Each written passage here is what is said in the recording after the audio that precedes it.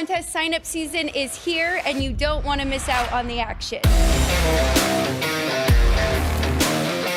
With millions of dollars on the line each and every week in the world's biggest football contest, there's only one proxy to trust, footballcontest.com. Maddie and Tony have set the gold standard for football contest proxy services with 20 years of experience and over 13 million in winnings for their clients. All you have to do is get to Vegas between now and the start of football season to sign up in person, and they do the rest, making sure your picks are entered every week. Whether you want to play in the Circa Sports Million, Circa Survivor, Super Contest Gold, or the new Super Contest College Contest, Maddie and Tony have you covered. Their new website has everything you need to know about these football contests and more, including how you can reserve the best proxy in the business. Experience matters, so go with the pros at footballcontest.com, the gold standard proxy service.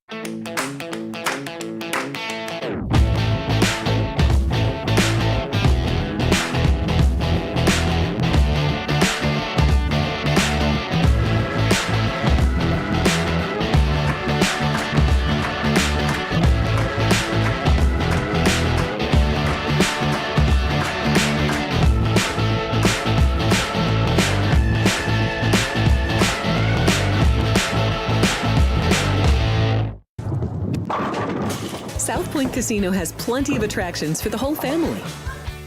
Catch a movie.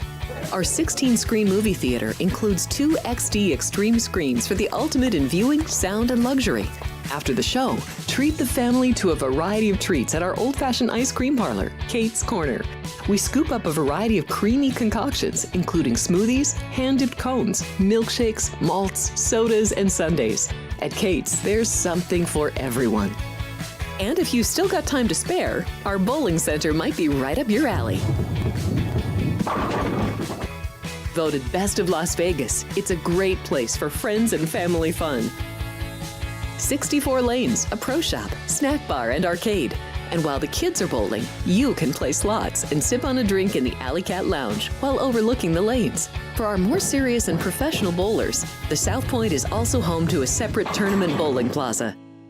Sports by the book. Sports by the book. Sports by the book. Sports by the book, South Point Studio. We don't make stuff up here. I would only play the Pirates team total going under. What the hell happened to Minnesota's pitching? This total is really crashed without plumbing the lineup. I think this number's too high, but they're laying me the 6. Oh, I know. Caitlin Clark drives handle on the WNBA. Never mind all these Mickey Mouse other stations. We are giving you hands-on information. It's Sports by the Book at the South Point Studio. Here's Jeff Parles and Alex. Welcome in. Good morning. It is Sports by the Book here on a Friday. It's already July 18th, more than halfway done with the month of July. I'm Jeff Parles. She's Alex White. And Alex, it's a Friday, and you know what that means. That's right. That means the weekend starts tomorrow. And of course, our Friday shows are always sponsored by footballcontest.com. If you want to enter any Vegas football contest this summer, experience matters. So go with the pros. Visit proxy.footballcontest.com. Use the promo code ALEX, that's ALEX, and you will get a special offer from Maddie and Tony. Make sure and do that. As Jeff mentioned, it is July 18th. We're getting closer and closer to kickoff here. It's a good time. Good time. We are 5 weeks away from week 0. We're 6 weeks away from the regular week 1 of college football, and then 7 weeks away from the NFL. We have almost made it, guys. We've almost made it. By the way, our NFL previews, we did a soft launch earlier this week. If you want to check out that episode, that was Wednesday's show. Yesterday, until technology defeated us at the end of the show yesterday, we did our look at the second half of the Major League Baseball season as well. So check out our YouTube page. Also, individual team previews will be live on the channel starting next week. Alex and I have already talked through 6 of the 32 teams. So hopefully nothing crazy happens with any of those 6 teams over the next few days. But we'll be on the lookout for that on our YouTube page. Also, because of the technology victory over us yesterday, Vince's trivia question from yesterday, we got to just at least bring this up because only a second time thing has happened. So Cam Smith of Australia won his first golf major on yesterday's date in 2022. So that's July 17th at St. Andrews. And Smith, of course, became one of a few other players who had won their first major, specifically at the Open Championship at St. Andrews. Who else did it? How many other times? So 30 times at the Open Championship at St. Andrews. 10 of those 30 winners had won their actual first majors in this. Tom Kidd, Bob Martin, not Chris's Bob Martin. That's too early for Chris's Bob Martin in 1876. Jack Burns, Hugh Kirkcaldy, Dennis Schultz, Dick Burton, Keel Nagel, Tom Lema, Lou Oosthuizen, and Cam Smith. No one got it right. JR changed his answer too many times, including having the correct answer once and then changing it. So that's a win. That's a win for Vince. That's a win for Vince. I'd even, has JR won this month yet? Oh, yes. I'd almost say we should subtract JR's win because he actually said the right answer and then changed it. Just keep giving Nick a big lead. Nick might even have an insurmountable lead at this point anyway, since there's only 10 shows to go in the month, as crazy as that sounds. All right. This summer's just flying. Totally different than it's been over the last few years. Love it.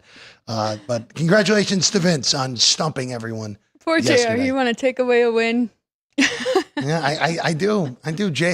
Jay, you have the right answer and then change it because of uncertainty, especially when you have the internet at your disposal.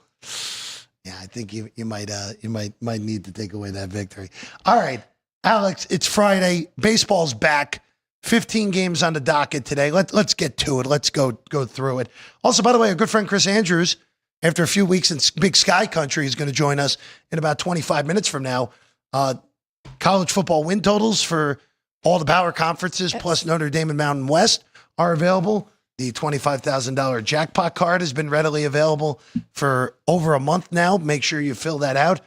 Get it in, and before week 1 of the NFL on that Sunday gets going on September the 7th. So be on the lookout for that. And also to conference, there's some more. We'll go through college stuff with Chris as well, because we got to ask, when are the games of the year coming? That's right. For college football here at the South Point. All right, let's go to it. Let's start in the nation's capital here at the South Point studio today. Mike Soroka, Dylan Cease, your pitching matchup as San Diego begins the second half. A half game ahead of San Francisco for the final wild card, and they begin with an East Coast swing. Soroka, minus 140 on San Diego, plus 125 on the Nats, and a total of 8.5 at Nats Park here tonight, Alex. This is a tough handicap for me. I truly believe Dylan Cease is the better pitcher here going between these two, but he hasn't really been pitching like it. Just 32 quality starts on the year. That's just 6. And Soroka on the other side, 31% of his starts have been quality starts going into this game. His last 5 have actually been pretty good. He just got hit up pretty good by the Red Sox. But on the other side, I don't trust Dylan Cease very much because 3 of his last 5, he's given up 4 or more, including the last start before the All-Star break to the Diamondbacks. 5 hits, 6 earned runs. And I don't know if the command is there. 3 walks in that start. He did have 8 strikeouts, but just makes it a really tough handicap here. I'm going to pass on this game. It's a little bit of a lean to Cease, but that's kind of just expecting and hoping that he pitches to where I think he can be. So I'm not going to lay any money here with that. There's an awkward weather report today in Washington where there's 2 bands of storms, one before the game and one that probably should hit after the game ends.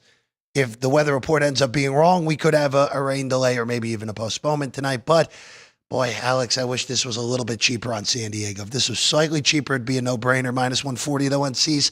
We're pushing the limits. Pushing the limits here today, even against a last-place team in Washington. And Soroka, who's been inconsistent this year on the D.C. side. All right, let's go to New York next. Battle of left-handed pitchers. Sean Manaea makes his first start of the year. An oddity here where Sean Manaea was the last pitcher who pitched in a game for the Mets, and now we'll start this one after the All-Star break. Pitched well in his first appearance of the year out of the bullpen against Kansas City, ended up getting saddled with the loss.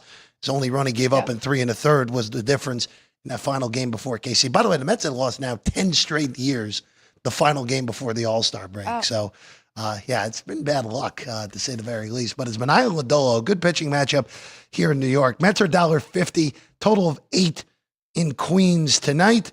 And it's a nice warm 83 degrees in New York with the wind blowing in from left tonight. I do feel like Benayo is priced a little bit too high here with just his first start. I mean, I think eventually it will be warranted for him to be this big of a favorite. But Lodolo has been very good this year, 11 quality starts on the season. And, I mean, pitching very well going into the break.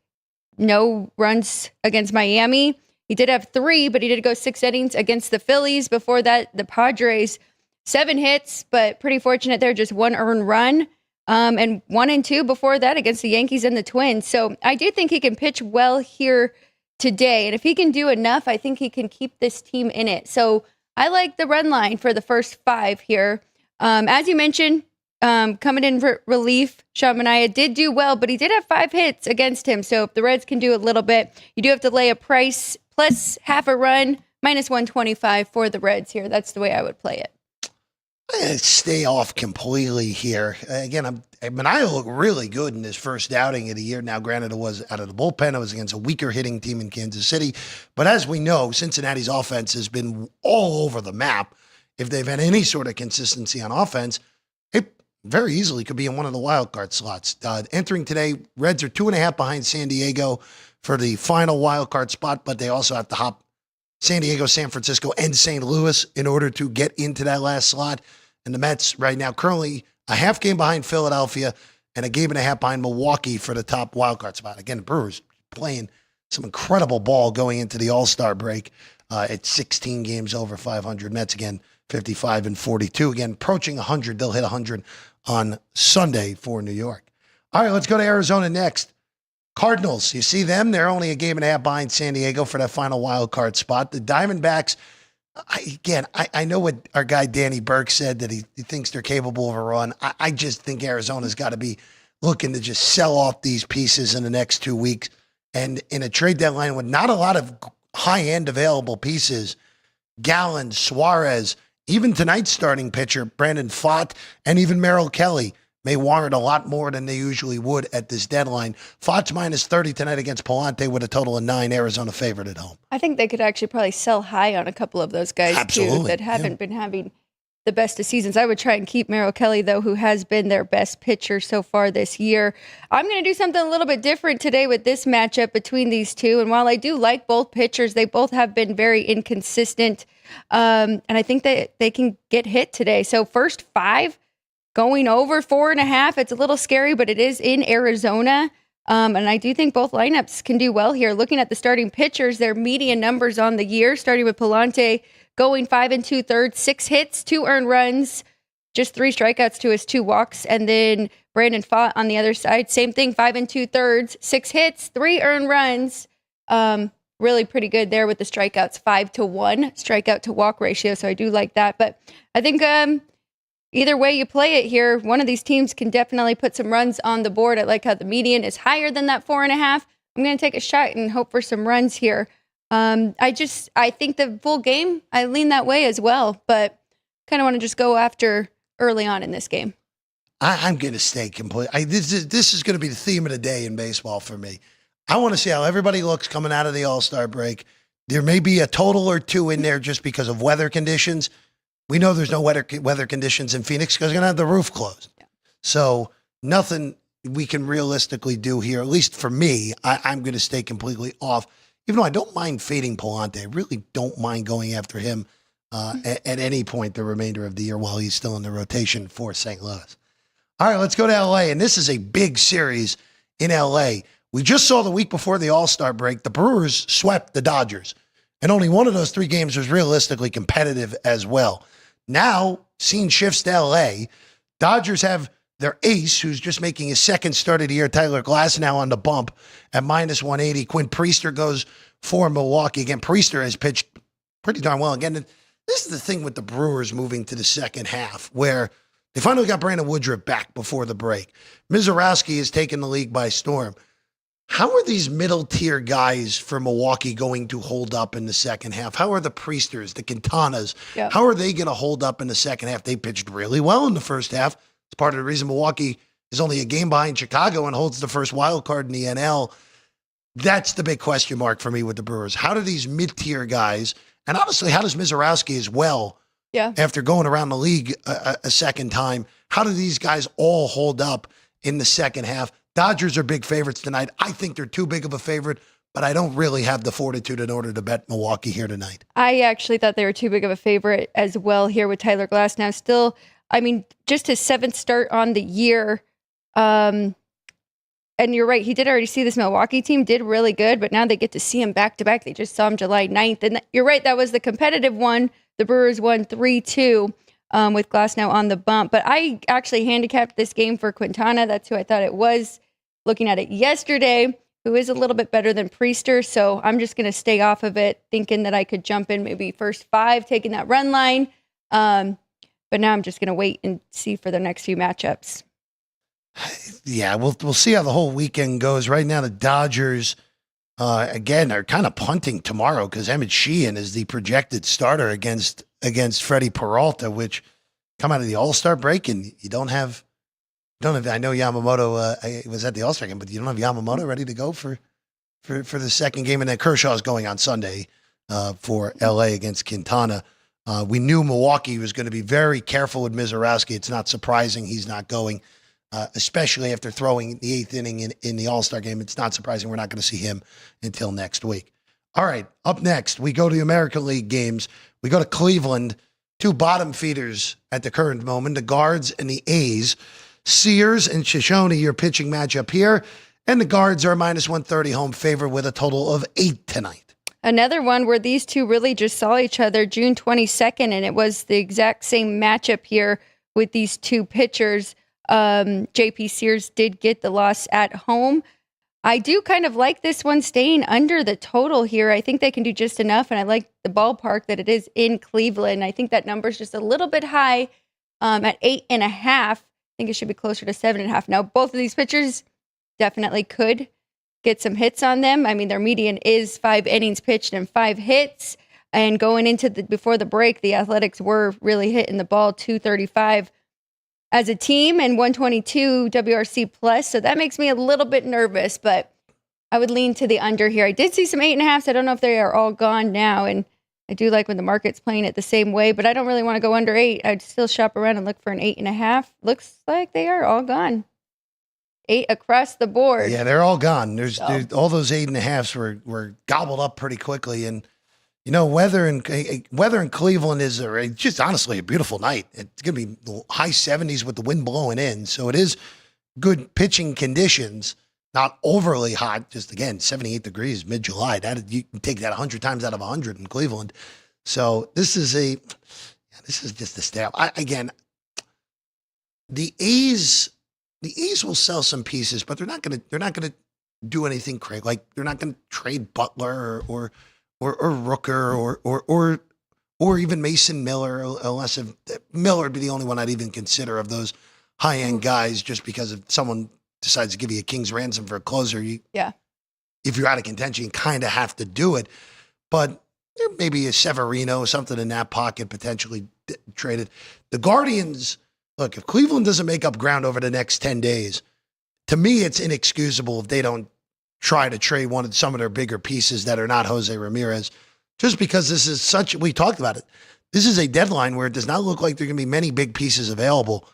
If Cleveland makes Emmanuel Clase, Stephen Kwan available, boy, you could end up with a package that is significant back for, again, a top 5 closer and an all-star outfielder. So, and again, the way Kwan plays, a little bit overvalued in this day in baseball, sort of, because he has no pop, but boy, could he help a big-time playoff team. If you're Philly, the Phillies seem like the team, hey, maybe that's the team that makes the call to Cleveland. They need help at the back end of the bullpen, and Kwan would be a great leadoff hitter for that team. I will just say on the other side with the Athletics, talking to Terrell Emerson, who has been a guest on our show, Talk That Talk Radio, he brought up that maybe Soderstrom gets traded here because he wants to be a catcher and he's behind Langoliers and has not caught one game in the bigs yet. So if there was a team looking, I thought that made the most sense of any if the Athletics were going to make some trades. I think I'd almost rather try trade Langoliers before I trade Soderstrom. I wouldn't.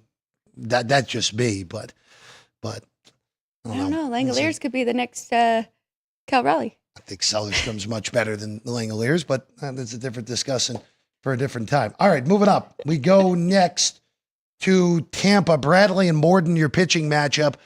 Bradley's a -20 favorite at home, total of 9. Early action's been on the Orioles. Rays got skunked going into the break by Boston, but now a little bit of a different class of opponent here. Alex, this price seems a little bit cheap, doesn't it? I know Morden's been better going into the break. He's one of the worst pitchers in baseball the first 6 weeks of the year, and he has steadily improved, but -120 at home on Tampa seems a little cheap here, right? Well, and I think Taj Bradley has been really good. I mean, looking at his starts coming into the break, he's got 10 quality on the year. There are a couple in there, but he pitched 4 road games before the All-Star break. His last home game was a little brutal there.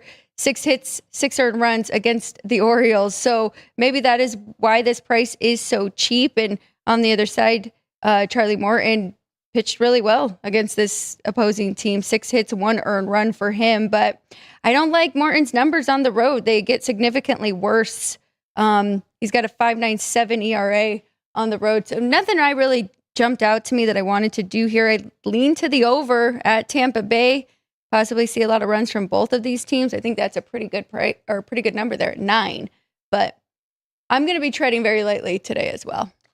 We go to Texas next. The Rangers welcome the Tigers. Tigers got swept by Seattle to end the break. So they'll throw Reese Olson here tonight against Patrick Corbin. Total 8.5. Alec, I think this price is insane, personally speaking. I know the Tigers had a bad series to end the first half, but this is a pitching advantage. I know we still need to see a little bit more from Olson this year, but this is a big pitching advantage. Any way you slice it. -110. Really? Really? That this is basically a flip here in this game? I would be on Detroit. I wouldn't really hesitate, especially, look, they played poorly and out of the break. I know you're high on Texas. You have them sliding in to that final wild card spot when it's all said and done, but we're talking one game here, and you're giving me Reese Olson as an underdog against Patrick Corbin. I feel like I got to do it. I'm with you. I think it should be closer to 130 here for the Tigers. Maybe we're getting a discounted price because of the way they played going into the break. But yeah, I think that's a great play. I mean, looking at Olson's 5 starts really on the year, because there is a gap there. So let's just go with the last 2 before the All-Star break. But didn't go that deep against Cleveland, but went 4 1/3. Just gave up 1 earned run in that one. Did have 6 hits against him. And then Tampa Bay, 2 earned runs in 5 innings pitched. So I think he'll be okay in this one. I think he can keep them in the game. And I think the Tigers are going to come out swinging here against Patrick Corbin. Again, Detroit with that awful series before the break. It was the worst series of the whole year, realistically speaking. They even lost the Scooble start in there. Yeah. So, I think this is a great price and a bounce back opportunity for Detroit right out of the chute here out of the All-Star break. All right, this is the biggest series on the board to me coming out of the break, because Seattle's got an opportunity here at home to at least make this division race closer in the American League West. They get 3 against the Astros. It's going to be Walter against Castillo tonight. Lease is a -130 favorite at home, a total of 7.5. Astros enter the second half 5 games ahead of Seattle, so this is a big opportunity for the M's. And this also, you look at it the other way. If you're Houston, you go up there and sweep and push this thing to 8. You could say that almost lights out, even in mid-July.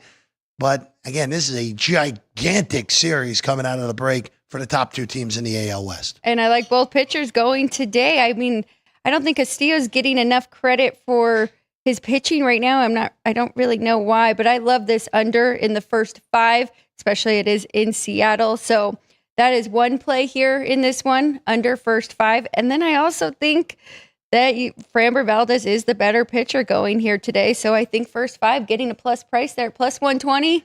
I'm going to definitely dabble on that for Houston to be leading after the 5th. And if it's tied up 0-0 or 1-1, win the under bet and push with the Astros. So, well, I guess I'm not if I'm not taking the plus, the half a run. I'll look at the half a run as well. We'll see what we're getting there. But plus price, I do think the Astros should be favored in this. They have proven they are the better team. And I think Framber Valdez is the better pitcher, even though Castillo's numbers are very good at home.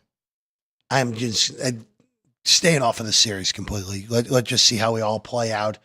And again, for the Mariners, this is a significantly more important series for Seattle than it is for Houston. If you're Seattle, you can get this thing to 2 if you sweep. Even if you pick up a game, it's important here. You just can't lose this series. If you get swept, forget it, then see you later. Then you might be in the same avenue as Texas at that point if the Rangers can win a series against Detroit. So big series for the M's. Got to find a way to at least get 2 out of 3. But boy, if Seattle can get a sweep, that picture in the AL West changes rapidly. All right, let's go to Chicago. The 2 teams that had the very long curses that, of course, famously both snapped them. Red Sox and Cubbies. It's Colin Ray and Lucas Giolito. Giolito's actually pitched really well the last 3 weeks, looking like the Cy Young contender he was a few years ago before all the injuries besaddled him. Now, today, it's a day ball at Wrigley, as it always is on a Friday. Minus 135 on the Cubs. Total 7.5. And you know what that tells us, Alex White? Tells us that the wind's blowing in at Wrigley, which it is. Blowing in from right field on what looks like just a gorgeous day on the north side of Chicago. 75 degrees with that light wind in. I think all the numbers are just right here. 7.5. It's unfortunate that is what they priced it, because I would be going under first 5 with both pitchers going. Maybe just with the weather, too, you could take another 1.5 off, and that would make it a play here. But you're right. Giolito, really good before the break. Colorado, 4 hits, 0 earned runs in 6 innings. Went 7 2/3 against Washington, just 1 earned run, and then 7 against Toronto, 0 earned run. So, yeah, I think you got to lean to the Red Sox first 5 or under there. So I'm going to check what all these run lines are first 5 and see if we can get good enough numbers on the last 2 teams with the Astros and the Red Sox. So Astros minus 120, taking that half a run, and then the Red Sox here minus 130. But I mean, it's such a low total. I think that's pretty good. Could be even going into the 6. Yeah, again, you're dealing with, Red Sox are on a 10-game win streak entering the second half with that wild stretch where, again, they're the second wild card in the American League. We wrote them off 2 weeks ago. I kind of wanted to fade them coming out of that All-Star break from that win streak. I don't really, but it is a pitching advantage for Giolito over Rea.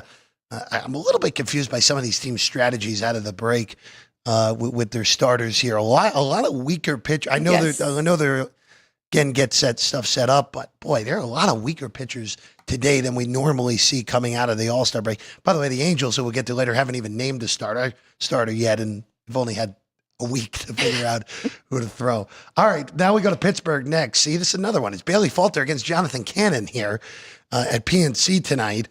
Pirates are minus 155 with Falter, total 8.5. I wish the White Sox were throwing one of their higher-end guys here, because I actually wouldn't mind taking a price with the White Sox in this game, but it's Cannon. I just better ways to spend my money here on a Friday than betting on Jonathan Cannon, so we're going to stay out of this, Alex. I agree, but you're right. I mean, minus 155 for the Pirates with Bailey Falter on the mound sounds pretty crazy, but he has been having a pretty decent year. His median numbers, 5 innings and 1/3, 4 hits, 2 earned runs. That's pretty good. I'd love to go under this full game, looking at both of their offensive numbers before the break, but I think I'm just going to stay away too. Pittsburgh they could put some runs on Cannon, so stay off for me. Up next, we go to Philly, Alex, and we mentioned that the Angels don't have a pitcher named. Sure, why not? Luzardo is your guy for the Philadelphia side. It's minus 190 with a total of 8.5 in Philly. I don't know what the plan was going to be for the Angels. What did you have? What did you prep it as? RotoWire does have Soriano going. That's interesting because everyone else has nothing right now. So if it's Soriano, all right, it's a reasonable price. But if it's not Soriano, then I don't know what you do here, Alex. Agreed. But Soriano also makes me really nervous. I mean, he's either lights out or he's giving up 5 to 8 runs. So, 220. I mean, Phillies haven't been playing that great, right? I like Jesus Luzardo, but I just think that number is crazy. Maybe Phillies kind of relied on their bullpen to give up a few. And if it is Soriano, I think he can keep them in this game enough. I'd look at full game run line plus 1.5 minus 125. But I mean, without completely knowing, it's definitely stay off. Yeah, it would only be a stay off with the unknown factors. All right, let's go north of the border next. Yeah, this is a good series out of the gate, too. Giants and Blue Jays. San Francisco, half game behind San Diego for the final wild card spot in the National League. Blue Jays, 2-game lead over the Yankees entering today's action as the AL East leaders and the number 3 seed in the American League. Verlander and Bassett. This really would have been a great matchup, probably even about 3-4 years ago. And now Verlander still looking for his first win. We've talked about it. It's not Justin Verlander anymore. You have to look at him as a guy. And I'm a little bit surprised that the Giants keep trotting him out there at this rate. Bassett, based off the numbers, you can argue Bassett has been pretty lucky this year at times, but this is a pitching advantage for Toronto. But it does feel a little steep, though, at $1.50 to Alex. Yeah, I think it's just about right, though, with Bassett. To your point with Verlander, had a couple good starts, but it's really against weaker opponents here. With the Chicago White Sox, went 6 innings, just 1 earned run. Against, the Phillies, we'll give them that. Had a really good start, 6 innings, 2 earned run. But the Athletics was in Sacramento, 6 earned run in 3 innings. Took them out pretty early in that one. Before that, though, Miami 3, Cleveland 3, Athletics 2. So seeing signs, you just never know. Not enough to make me want to jump in at that plus 130. Toronto coming in from the break, lost a couple. But still, their offense, I would say, is better than those White Sox at Miami that I had just mentioned. So nothing for me in this one. I was leaning to the over, though. Again, not too many overs, though, first day back. Well, again, it's not a lot of good pitchers. This is actually Bassett's one of the better guys going here today for Toronto. All right, we go to Miami. This is actually, depends on what version you think of Sandy Alcantara at this point. In Miami, Kansas City. So the Royals will throw Lugo, and it'll be Alcantara for the Marlins. Miami is a dog at home, plus 110, total 7.5. I am very happy to just pass on this game, Alex. I think that's a pretty good price on Kansas City, who did start to swing it well and figure some things out before the break. I like their numbers in their last 7, batting .273 as a team, .316 on base percentage, and a 125 WRC plus. Can they keep it going? I would imagine yes. Here against Miami, we've been fading Sandy the last, really since the year started, and it's been pretty fortunate for us. So the last game against Cincinnati gave up 6 earned runs, the Brewers 5, and Arizona 7. So if Kansas City can find a way to get a couple runs, I think we'll be okay. Minus 125 on the Royals. A lot of road teams today. We go to Atlanta next. The Braves and the Yankees. Again, this is another one where I don't understand what these teams are doing. Yankees are throwing a bullpen game. Why? I understand that, this was lined up for Fried. Fried is the blister that is kind of messing things up, but you had a week to figure this out here. You're throwing Ian Hamilton to open the game for the Yankees. Strider on the other side. We've talked about Spencer plenty this year. Has started to look better over the last few times out. Still not the same guy he was pre-surgery. Minus 40 on Atlanta, plus 25 on the Yankees, a total of 8.5. Kind of want to go over first 5 of 4 in this game, Alex. Even though you are laying $1.25 on that 4, I thought this should have came 4.5, especially with the decision by New York to throw a bullpen game here today. I don't hate it at all. Let's look at Strader's median numbers on the year.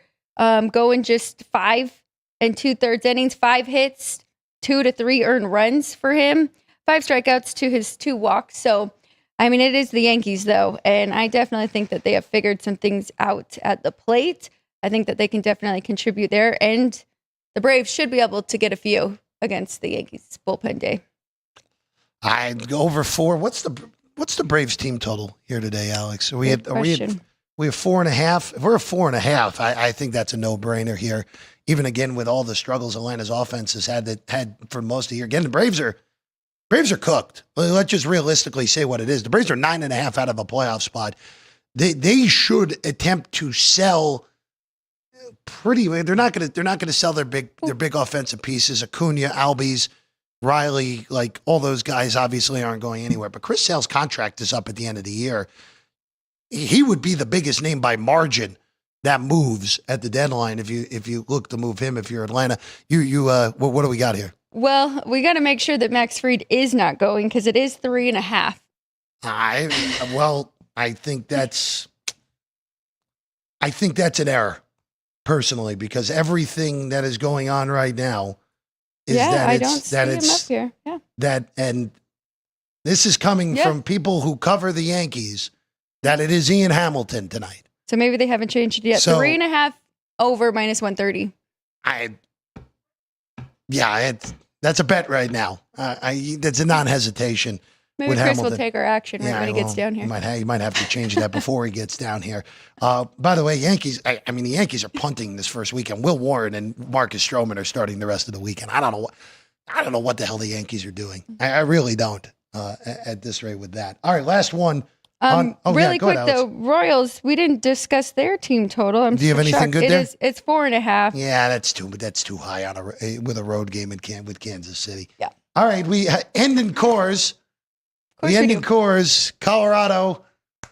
The Rockies enter the second half of the season at a pathetic 22-74, well on pace to be the worst team in baseball history. They also have the hardest schedule remaining on top of it. Their win total at books that are offering it is 39.5, which, Alex, I think is way too high with the remaining schedule. Again, they should shatter the worst record in a 162 game season ever when this is all said and done, as sad as that is. And again, in order to win that, they have to go. So in order to get the 40, that's be 18 to 40. In order to get the 40, they got to go 18. Got to win 18 of their remaining games. That's 18 and 46 the rest of the way, if my math is correct. Yeah, that should be right. That's 64. So boy, they're plus 140 on the money line at home tonight. Total 11. It's Freeland and Paddock. Alex, that total feels low, doesn't it? At Coors does. At 11. Showers a little bit or before the game, but it's 81 degrees and pretty darn nice in Colorado here tonight. Other than that, also, if the rain doesn't show up, this will be a totally good hitting condition game for Denver tonight. And the books are on it. Twins team total is 5.5 over -135. Still an over. An over for me. Would you rather take both? I'd go both. I would go. It's feels like a classic Coors night to me, right? Yes. Out of the All-Star break. I think so. Pitchers are a little bit sloppy. Colorado's always sloppy. So it would only be a look at the over on 11 in this one. All right. That's the whole card here for Friday. Coming up next, our good friend Chris Andrew, back from Big Sky Country, joins us next, talking some college football and everything else that's going on here at the South Point at the Sportsbook, right here, Sports by the Book, South Point Studio. Football contest sign-up season is here, and you don't want to miss out on the action. With millions of dollars on the line each and every week in the world's biggest football contest, there's only one proxy to trust, footballcontest.com. Maddie and Tony have set the gold standard for football contest proxy services with 20 years of experience and over $13 million in winnings for their clients. All you have to do is get to Vegas between now and the start of football season to sign up in person, and they do the rest, making sure your picks are entered every week. Whether you want to play in the Circa Sports Million, Circa Survivor, Super Contest Gold, or the new Super Contest College Contest, Maddie and Tony have you covered. Their new website has everything you need to know about these football contests and more, including how you can reserve the best proxy in the business. Experience matters, so go with the pros at footballcontest.com, the gold standard proxy service.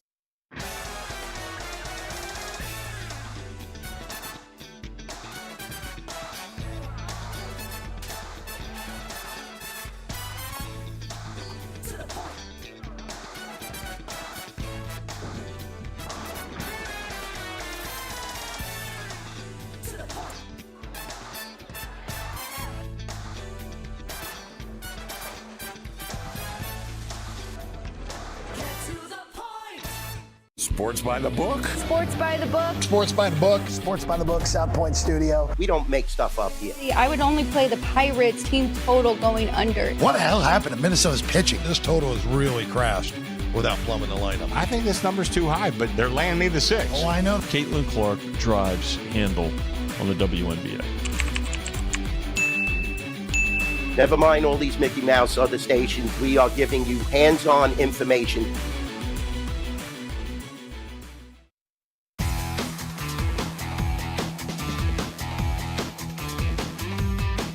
Welcome back in Sports by the Book, South Point Studio. Jeff Parles, Alex White. And now joining us, you didn't bring the cowboy hat down. Those are, I know you got that. Right. In honor of signing T.J. Watt yesterday, I wore my Steelers shirt. Yeah, Chris Andrews is here, sportsbook director here at the South Point. Yes, DJ Watt, that whole situation is under wraps now. Watt with making as much money as his brother JJ did in his whole career in just one contract. Funny tweet yesterday. Yeah, that was very funny. JJ? Yeah, that was pretty funny. Well, TJ should pick up the check every single time around. Just don't stick Derek with the check. That would not be nice. That would be way down. No, that would be a very bad showing of credit card roulette if that ended up on Derek's card.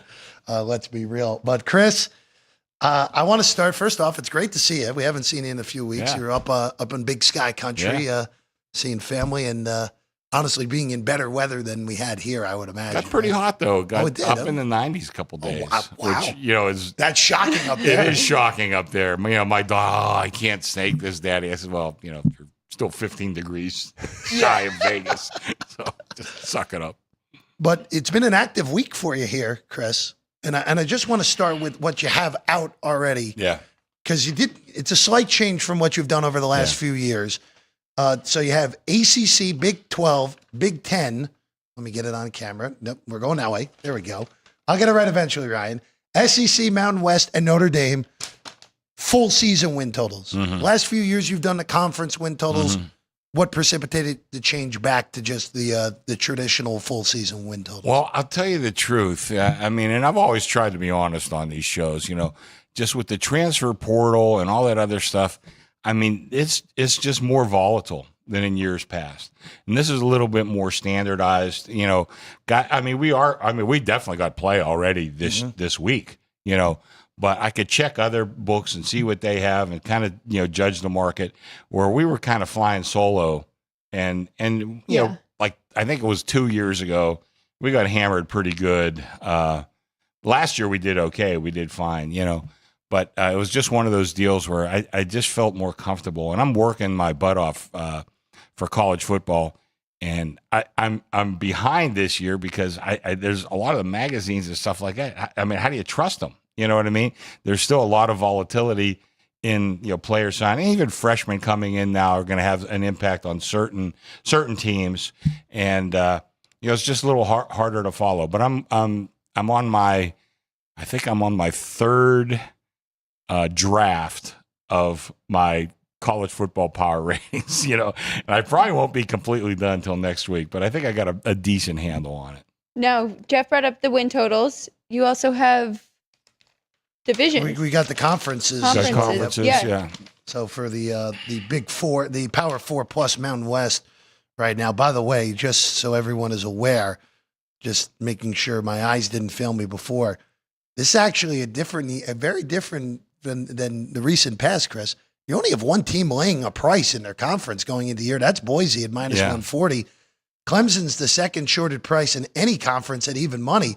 Just kind of tells you what this college football season is going to be, unlike last year where, Ohio State didn't end up winning the Big Ten, but they ended up winning the national championship. So your Georgia-Ohio State prop ended up being a pretty darn good prop when it was all there's said a lot of volatility in that one too. So we'll have something like that this year. I'm not sure exactly what it's going to be.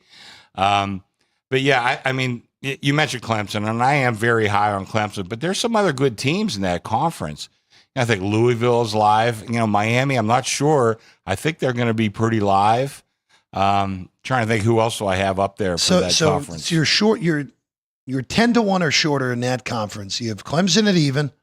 You have Miami I almost misread that and said NC State. That is definitely not the case. No, not NC State. No, Miami's 4-1. Yeah. Louisville and SMU. Of course, SMU too, yeah. SMU was one stop away from winning the ACC a year ago, and then that was Vinny's team last year. Yes, He was was all all over. early on SMU. The only other one I'm going to bring up, because they return a lot, including their quarterback situation. Georgia Tech is 10-1.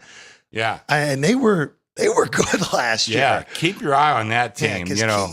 that is a good team again. Yeah. That is, to me, if we're looking dark horses in that conference, they're the one. I would agree with you. And what do I have them? 10-1? 10. I think that's showing them a lot of respect, to be honest with you, because I think Clemson, I don't want to say they're heads above everybody, but they certainly deserve to be number one. They got their quarterback coming back, and I think Sweeney's finally gotten hip to what the actual What reality is at this what point. reality is in college football. So I mean, I think they'll be right there, even like for a national championship. And it's interesting too, because going through all my stuff, I have Kate Klubnik rated as my number one quarterback in the country, which I did not anticipate having be the case, but that's how it ended up playing out for me. Don't expect it to end that way, because I expect Arch Manning to be the best quarterback in the country by the end of the year, but at least not at the current moment he isn't. I mean, I think you look at, there's probably 5 or 6 of them you can make that case for, but Klubnik, I'm sure I'm not pronouncing it. No, right. you're good enough. I did okay. You're good enough. I think he's certainly in the conversation, and a lot of it. Listen, I mean, it's football. A big play here or there can ultimately determine your season. So but he's certainly in the mix. One of your favorite parts is games of the year. You said you're working your butt off. Are you working towards those right now? I am. We're gonna have the first week up either today or tomorrow. Okay. Like I said, I'm still polishing my power ratings. I don't want to go in blind. I know the market's out there, but I don't want to just put out what's on the market. I don't mind having an opinion here and there. So we'll have. I'm going to try to finish them today. I'm not sure I'm going to get that done. Probably not, but have them by tomorrow. And then we're working on a bunch of NFL stuff as well, as far as passing leaders, rushing leaders, reception leaders, all that sort of thing. So we'll have that up, a little later this week. But right now, I'm concentrating on college football, trying to get as much up as I can by the weekend. And then just the process usually, again, you said it's a lot different now in this day and age, just because of all the player movement, Chris. Yeah. Well, I'd always, I try to keep like really thorough records during the course of the season, but I always said, we all kind of know what's going on this season by the time you get to like October.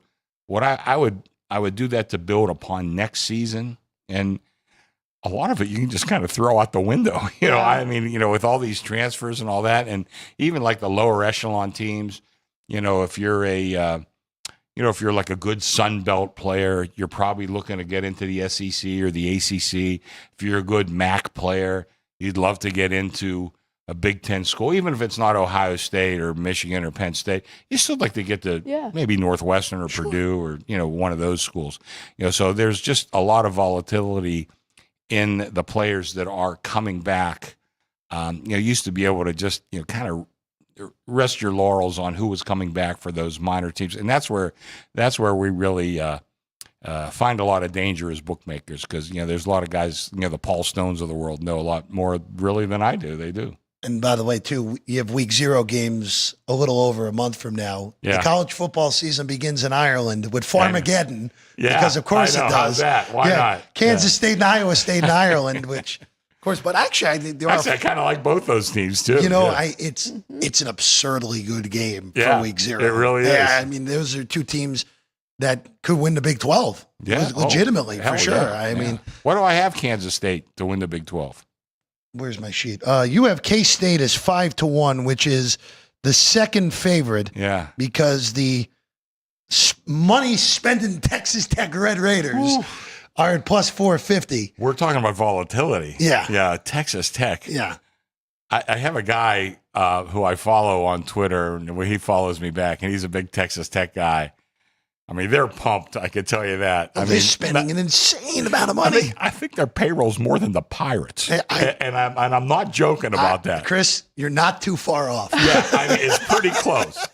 So like they are very optimistic. Now, of course, you got to go on the field and play, but their lineup is pretty strong. That's the league just because last year, remember, the Big 12 was bonkers last year. Yeah. The Arizona State. Oh, what? They were picked 16th. Well, I know I voted them last, and they won the league. You weren't alone. I know. A lot of people did. Hey, but this league is every bit as bonko going in as it is again because – again, Arizona State has Sam Levitt back, but Scadabo's on the Giants now. And Baylor, who by the end of last year, remember we were having those conversations. Baylor's another team Baylor-Kansas game, the final week of the season, like, hey, these teams are both 5 and 6. They might be the two best teams in the league by the end of the year. Kansas dipped a little last year, but I expect them to be back. I really do. Tough schedule for Kansas. They do have a tough schedule, But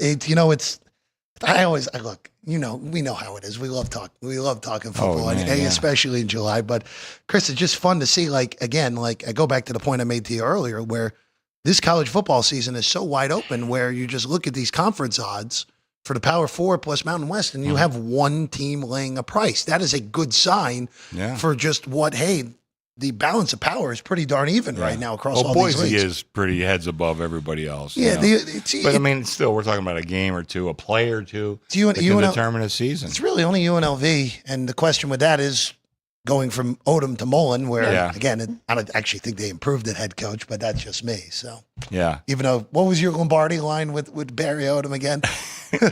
Vince Lombardi couldn't win at UNLV, but Steve Stallworth, a friend of ours, and I never said a word about Barry Odom, though. I didn't say anything about that. And he did great, and he's at Purdue. He's got his work cut out for him at Purdue, so. I got to tell you. Yes, he does. I mean, I'm not sure what the paycheck looks like, but he's got a better chance of winning at UNLV, I think, than Purdue. Yeah, Purdue, you have, I believe, with the lowest win total that you put out of any team at 3. I think they're the worst team in the Big Ten. I tend to agree. Yeah. So let's bring this guy up. Okay. Sure. How's it going so far on the jackpot card? Of course, readily available, only $5 a pop, and as many as you want until that Sunday kicks off. I mean, it's always going to be slow until we get to that first week of September, and people be like Alex will be pouring in with her 20 cards, and why not? I mean, we guarantee the money, and you don't have to be perfect; you just have to beat everybody else, and. It's been a really good promotion for us over the course of time, and I expect this one will be good too. But it's slow so far, Jeff. We're still got some holdouts. T.J. Watt, of course, was the big one, but you got what's his name? Micah Parsons. He's not in yet, and was it Hutchinson for Detroit, and also all these second-round picks too. Yeah, even though a bunch of them signed this morning, it's still like. Oh, did they? I haven't seen that. Yeah, there were about 5 or 6 that signed this morning. Well, then everybody will follow. You would imagine, right? Well, it's like the T.J. Watt thing too. Now Micah Parsons at least kind of knows what he's shooting for, and Hutchinson too. A little bit of a different position, but he's a key player, and. We'll just just been a little slow until guys figure out who's in, who's out. What about division or conference or to win the Super Bowl? Has anything really popped to you that you've seen, or you've taken a lot of money on a certain team? Minnesota's gotten a lot of play. It's so all over. I guess they have a lot of confidence in, what's the quarterback's name? J.J. McCarthy. Yeah. I mean, a lot of confidence in him. And, he looks good, Like I said, you look good, but you better go out and play. I tell you, the other team getting a lot of play is New England, and that's another team with, May, and I think the coaching change is really positive. Love Vrabel, even when the Steelers drafted him 100 years ago. I've always liked him, and I think he will improve that team. And, that conference, of course you have Buffalo, but other than that, you got the Jets in Miami, and, I'm not sure they can win the conference. I doubt they can, really. But, I think they can make a pretty good run for the playoffs. Did you take a big whack on Jacksonville, too, in the futures market, Chris? I took a little whack, but that's a team that could step up. You know, I mean, they have, we've been waiting for Trevor Lawrence. And I remember going on Gil Alexander's show and they were talking about him being the next Andrew Luck. I said, he is not Andrew Luck. I got news for you. But he's pretty good, and they got a regime change there. And I don't know anything about the new coach, but I think that it's one of those deals where there's so many teams. What is it? Every year, half the teams that were in the playoffs don't make it. And then obviously half of them come from nowhere. That's a team I think that has a chance to come from nowhere in a very weak division. I know Houston's pretty good, but after that, there's not much. So I think that's a team that could jump up a little bit. We started doing our recording of our previews this week. Yeah. We talked about some of the bottom teams in the league, and I just I'll do a little preview real quick because I want to ask about the Giants. Okay. And I know that's a weird place to go. Yeah. Because Alex and I were looking, you look at a roster, and this happens in the NFL. You look at a roster, this roster is significantly better than it was a year ago. And then you look at the schedule, it's how the hell is this team winning 3 games? That's you have a collection of a few teams at the bottom of the league at 5.5, and the Giants are one of those 5.5s that are juiced to the under because, all right, their team looks much better, but oh my goodness, the schedule is absolutely insane this year. And I say this every year though, Jeff. We don't know who's good and who isn't. See, there you go. Yep. We don't know who's good and who isn't. I think Dayball, you look 2 years ago. Oh, we are ready to put him in the Hall of Fame. I mean, and I think he's better than Bill Parcells after. And I think he is a pretty good coach. Now, obviously, they got monstrous questions at quarterback. Their division. I'm 69 years old. It's the first time I could ever remember saying these words. The Cowboys might be a little underrated. I don't think I've ever said that in my entire existence, but I think they might be a little underrated. They very well could be, Chris. Well, I got them on season win totals. So you were at 7.5 and you moved to 8. Yeah, I took again a small whack, but it's one of those teams I'm looking at. I mean, they could be okay. They could be pretty good. Of course, we're looking at Washington and kind of like everybody out there, and I hate to say I'm kind of one of them, is saying that that's a team that could step back just because they won so many close games last year. Jaden Daniels, we don't want to talk about the next Andrew Luck. It could be Jaden Daniels. He's in we're 1 year in, so let's not go overboard yet. But he could step back a little bit after guys see a lot of films.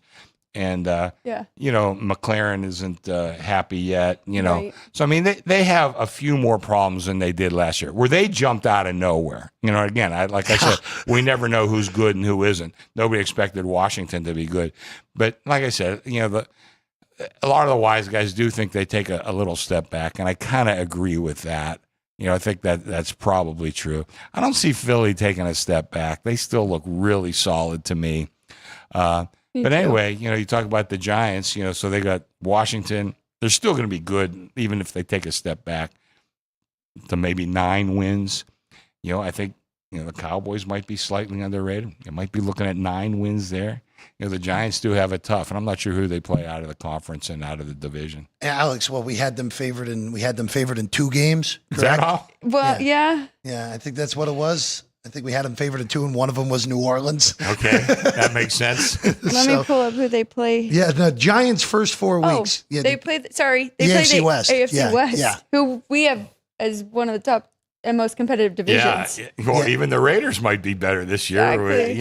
And the NFC North to boot. It's the AFC West and the NFC North. The NFC North, yeah. Yes. For the NFC East. Yeah. Show me a weak team in the NFC North. There isn't one. Yeah, who would you say? The Bears? And they could be greatly improved. It's so interesting that you said, because I know you're not alone book-wise, because I saw this floating on social media earlier this week, that people love Minnesota going into the year. Yeah. We'll have our preview on the Vikings in a few weeks. I don't see it, personally. I thought that they overachieved in a big way last year, and look, I know Sam Darnold went out with a blaze of glory in those last 2 games, but he was a top 10 quarterback up until those last 2 games. It's hard to imagine a guy sliding in after, really, realistically speaking, this being his rookie season and giving them top 10 quarterback play. Yeah. Oh, and by the way, the Bears are arguably the best offseason of anyone. Mm-hmm. And if Ben Johnson is as good as people think, they have a superstar. And Jordan Love wasn't healthy at all last year, and the Lions, even with losing their 2 coordinators, are still really good. Oh, I think the Lions, you look at a roster, they might have the best roster in the NFL, top to bottom, 53-man roster. That's yep. I talked to a good friend of mine who's a Packer fan, and he's not too hot on Love. Thinks there's too many inconsistencies. Tries to make the big play on every single play, and he thinks they have a chance to be the worst team in that division, and he's a Packer fan. I wouldn't be shocked. No, I wouldn't either. That's a. Did I hear a woohoo from the audience? Yeah, from the peanut gallery on yeah. that. It's so. And Alex, you and I did our little soft launch earlier in the week. We'll have the full team previews through the whole summer. It's interesting. I actually don't hate that. Like, if there are books that have exact finishes, you want to take a dart on Green Bay to finish last in the North? I don't mind that.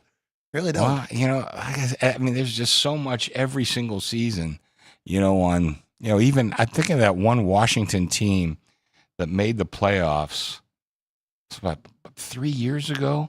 And I mean, they were I think they were 20-1 to win the division, or maybe to even make the playoffs. And one of my sharpest wise guys bet me on the no. And I remember going into that last game, I'm rooting so hard for Washington, and they snuck in. I can't remember who they beat, and they snuck in the playoffs. I think about 3-4 years ago, maybe. I can't remember. With Washington? Yeah. That was Alex Smith, right? I can't even remember. I think it has to be that. I think it was that oddball 2020 season. Might be the 2020. I think it had to have been. That's 5 years ago. We're out. Yeah, 5 years or 50 years ago, depending on how we all think at this rate. But Alex Smith. That was the Alex Smith year. It had to have been because they won a division at under 500, and then did they win the division. They won the division. That's what it is. He bet no on them to win the division. They won a division. Alex Smith got hurt. Remember, that was the playoff game against Brady with Taylor Heineke. Yeah, and Heineke went punch for punch with Brady, and then Tampa went on to win the Super Bowl. Yeah. Crazy. Well, remember that year too. One of the things I'd love to bring up, it shows you how crazy the year is. Tampa Bay lost 35-0 to New Orleans, like in week 12 or something. That was a Sunday night game. Yeah, and it was the most non-competitive game of the whole year. Basically, it looked like they're going to be one and done. Forget this Brady crap. They're going to be they're done. And it's funny too. Since Brady got there, the only year Tampa has not won the division was the year they won the Super Bowl. Is that right? Yep. I didn't realize that. Yep. I know Baker Mayfield. They've won 2 straight with Baker. Yeah. I mean, he took a 1-31 Browns team to the playoffs, and they got rid of him. Yeah. How'd that work out for Cleveland? It worked out very well. Now with a team that we both also do not like either. Really? I'm kind of with you on that one. The year. I was going to ask you about Tampa. You have them 40-1 to win the Super Bowl. I don't think that's the bet I want to make. I definitely want to find ways, which I already was looking at their win total, maybe laddering. What do you think about the Buccaneers this year?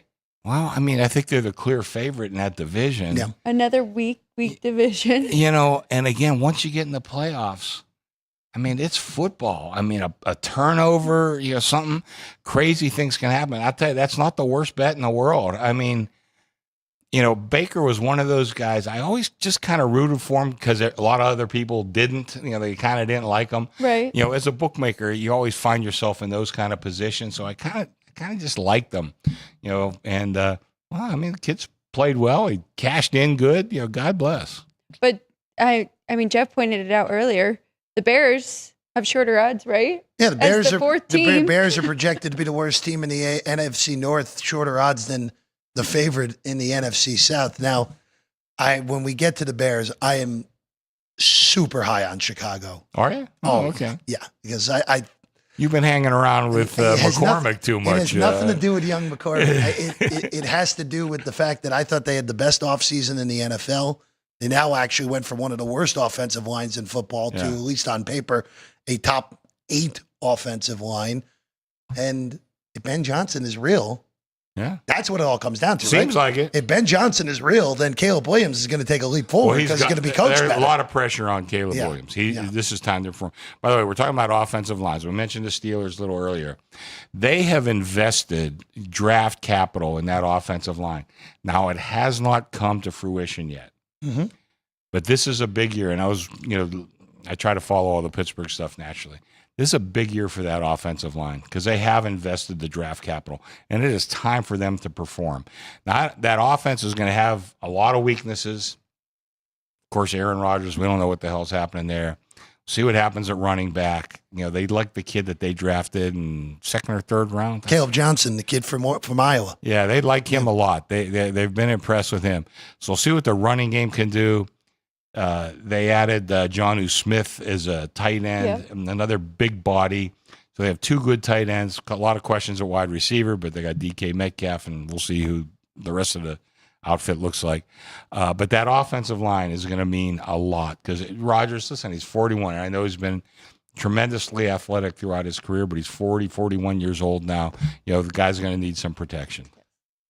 I can't believe I'm about to say what I'm about to say because we know Mike Tomlin has been the most consistent coach in NFL history, just about. They have as wide of a range of outcome as any team in the NFL. Yeah. If you told me that Rodgers did exactly what he did in New York, the locker room blew up, and this is the team that takes Tomlin under 500 for the first time ever, I could see it.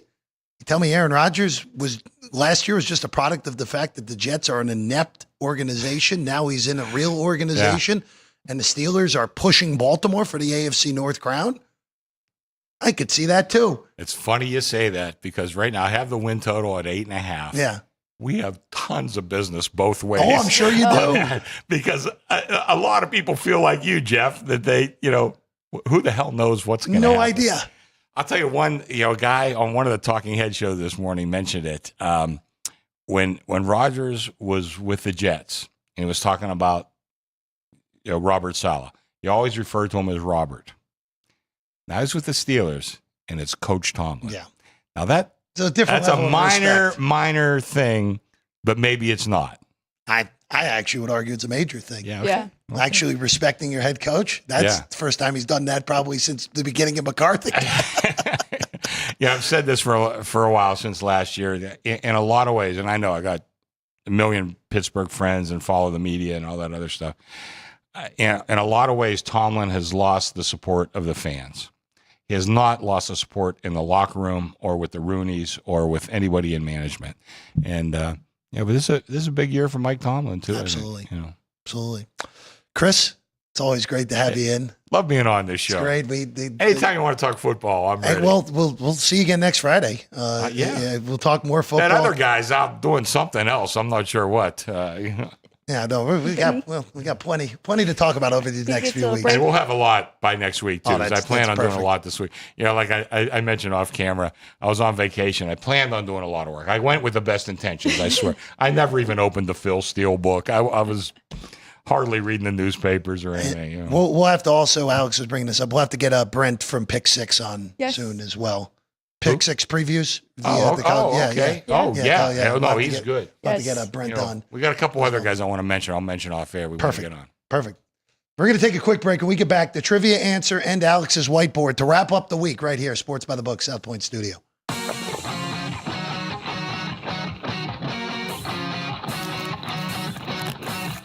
Once you've satisfied your hunger, get ready for more of the hottest casino games in Vegas. Our 24-hour, 30-table non-smoking poker room proudly hosts all the most popular poker games with a variety of betting limits. Visit the poker room for a schedule of daily tournaments. Whether you're going to hold them or fold them, the best place for poker is at South Point Casino. You'll notice that our craps tables are usually the loudest in the casino. If you've never played, join one of our free craps lessons to find out what makes this game so exciting. Check with the craps dealer for schedules and give it a roll. Bingo is also an exciting way to spend your time. We offer 7 sessions of bingo every day. Bingo! And each session includes a cash ball jackpot, 12 bingo games, a progressive double action game, and a $10,000 bonus coverall. Electronic units are available. If you haven't played bingo with us, give it a try today. Guests can also get in on the action at our one-of-a-kind race and sports books. 2 separate rooms designed to maximize your experience and comfort. Our sports book, with over 400 seats, puts you right in the middle of the action, 24 hours a day. The friendly ticket writers are happy to help, and it's conveniently located next to the famous Del Mar Deli, where you'll find supersized portions of delicious deli items like roast beef, pastrami, and Reuben sandwiches, or soups, salads, and pizza, plus spectacular desserts fit for a king. And right next door is the Racebook. Over 150 seats, each with its own TV screen. There are 16 interactive player terminals, so you can bet right from your seat. Sports by the book. Sports by the book. Sports by the book. Sports by the book. South Point Studio. We don't make stuff up here. See, I would only play the Pirates team total going under. What the hell happened to Minnesota's pitching? This total has really crashed without plumbing the lineup. I think this number's too high, but they're laying me the 6. Oh, I know. Caitlin Clark drives handle on the WNBA. Never mind all these Mickey Mouse other stations. We are giving you hands-on information.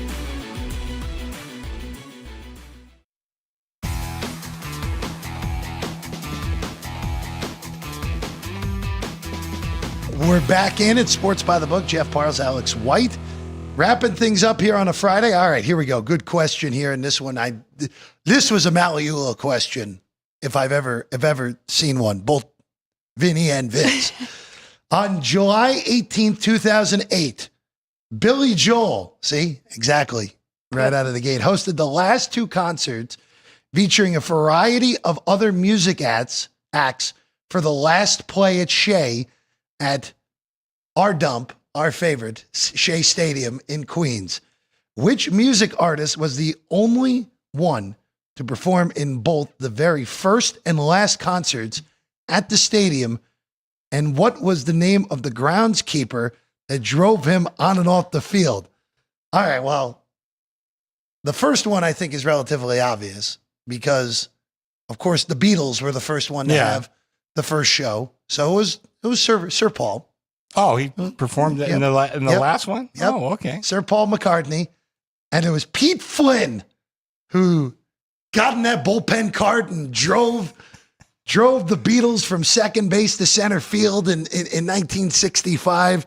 And then they drove Paul from center field out to the stage in 2008. So there you go. I didn't know he performed in 2008. So there you go. Nick got his 7th win. So it's really 7-0 for Nick over JR since we eliminated JR's only victory of the month earlier because yesterday's trivia question, JR guessed the correct answer and then changed his mind. No, So really? no one got it right yesterday. So, Sounds like Final Jeopardy. Yeah, pretty much. So Vince, by the way, has more wins than JR this month with 2, by the way, than JR 0. Yes, Since Vince has stumped us twice. Jeez, I had Pete Flynn on the tip of my tongue. I knew you did, Chris. What a question. I like switching it up. Well, getting some Vince it's music gotten in a there. lot more difficult, a lot more challenging this month. So I would think. Yeah. it's gotten very challenging this month. All right, Alex, let's get us out of here with a full whiteboard of baseball for the first time this week on a Friday. Okay, I've got 4 plays here. 2 of them are from the same game, but going for a full game here. Jeff and I both talked about this one with Reese Olson on the bump against Patrick Corbin. We're going with the Tigers, minus 105. They are on the road here against the Rangers. Just got to get this first one. Astros and Mariners, I'm going under in the first 5. They're giving us a 4. 2 really good pitchers on the bump with Framber Valdez and Luis Castillo. And then I'm taking a shot with the Astros plus half a run, minus 130. And then I'm taking a shot with the Royals, half a run, first 5, minus 125. There you go. That's it. There's the 4. There's the 4. Again, I said Detroit was a really good one earlier and going over in Colorado at 11. Just good weather. Yeah, Scores. I do like that one You too. go with that as well. All right. That's what we got. It's been a good week. Made it through the abyss that was the middle of the week with some good shows as well. So if you want to watch our soft launch for the NFL season, went through all the division odds, futures odds, awards as well. Really just more of an overview. That's from Wednesday. Yesterday, our second half MLB preview until technology got the victory over us as well. But that's available as well. And also, if you missed any of today's show, I mean, the 3 of us went through a lot of football as well. So if you want to check out Alex and I's thoughts on today's baseball card, and then 3 of us on football, college, and NFL available on the show as well. We're back on Monday at 10 a.m. as we always are. Alex, enjoy your weekend. Chris, enjoy your weekend as well. Ryan, Jerry, Vince, and Drew Dog and Sean, thank you all as well. We're back on Monday, 10 o'clock, right here as always on Sports by the Book on YouTube, live from the one and only South Point Hotel and Casino right here in Las Vegas, Nevada. We'll see you on Monday. Have a great weekend, everyone.